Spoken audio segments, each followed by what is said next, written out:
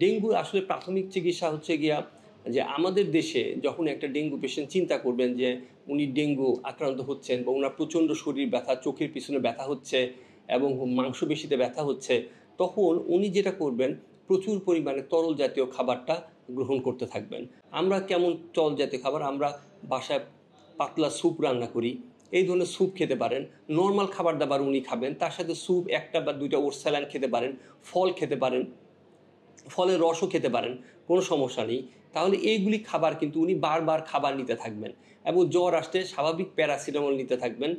জ্বর আসলে ১ থেকে ১.৫ টা বয়স অনুযায়ী ১ থেকে ১.৫ টা প্যারাসিটামল উনি খাবেন এবং যত দ্রুত সম্ভব চিকিৎসকের কাছে আসবেন এবং উনি প্রমাণ করতে হবে উনার যে এটা আসলে ডেঙ্গু হয়েছে। এইজন্য আমরা অনেকে জ্বর আসলে ১ম এ ভাবি যে এটা স্বাভাবিক একটা ভাইরাস জ্বর, বাসায় বসে থাকি, বাসায় বসে থেকে চিকিৎসা নেই।